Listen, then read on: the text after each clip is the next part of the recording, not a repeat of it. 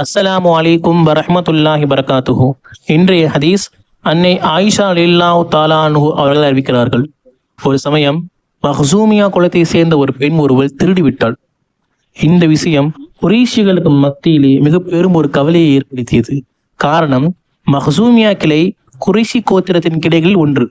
எனவே அந்த குறைஷி கோத்திரத்தை சேர்ந்தவர்கள் ஒன்று கூடி இந்த பெண்ணை குறித்து ரசூலுல்லாஹி ஸல்லல்லாஹு அலைஹி வஸல்லம் அவர்களுடன் யாராவது ஒருவர் பரிந்து பேசி இந்த பெண்ணுக்காக பரிந்து பேச வேண்டும் என்பதாக அவர்களுக்குள் முடிவு செய்து பெருமானார் ஸல்லல்லாஹு அலைஹி வஸல்லம் அவர்கள் முன் உஸாமா பின் ஸைத் அவரை தவிர வேறு யாராலும் தைரியமாக பரிந்து பேச முடியாது என்பதாக முடிவெடுத்தார்கள்.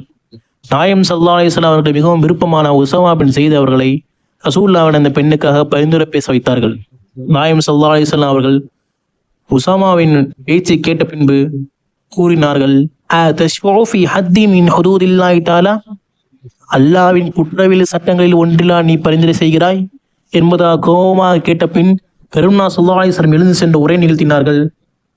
மக்களை பார்த்து கூறினார்கள், உங்களுக்கு முன் இருந்து அழிந்து போன காரணம் அவர்கள் வசதியானவர் திருடினால் அவரை விட்டு விடுவார்கள், அவர்கள் ஏழை ஒருவர் திருடினால் அவரை எப்படியாவது தண்டிக்க முயற்சிப்பார்கள் என்பதாக ரசூலுல்லாஹி ஸல்லல்லாஹு அலைஹி வஸல்லம் கூறி இந்த விஷயத்தான் அவங்க அழிந்து போக காரணமாக இருந்தது என்பதாக குறிப்பிட்ட பின்பு நாயம் ஸல்லல்லாஹு அலைஹி வஸல்லம் கூறினார்கள், அல்லாஹ் மீது சத்தியமாக, லவ் அன்ன ஃபாத்திமத் பின்த் முஹம்மதின் சரகத் லகதஅது யதஹா, முஹம்மதின் மகளான ஃபாத்திமா திருடி இருந்தாலும் நானே அவருடைய கையை துண்டிப்பேன் என்பதாக நாயம் ஸல்லல்லாஹு அலைஹி வஸல்லம் அவர்கள் தன் உரையில் கூறினார்கள்.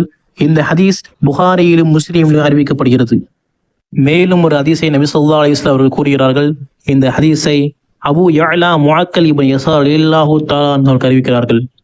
அல்லாஹ் ஒருவருக்கு ஒரு பொறுப்பை வழங்கி அவர் தன் பொறுப்பை விட்டும் பாராமுகமாக இருந்தவராக மரணித்து விட்டால் அவருக்கு சொர்க்கத்தை அல்லாஹ் தடை செய்து விடுவான் என்பதாக நபிகள் நாயகம் ஸல்லல்லாஹு அலைஹி வஸல்லம் அவர்கள் கூறினார்கள். இந்த ஹதீஸ் புகாரியிலும் முஸ்லிமிலும் ஒரு சேர அறிவிக்கப்படுகிறது. அஸ்ஸலாமு அலைக்கும் வரஹ்மத்துல்லாஹி வபரகாத்துஹு.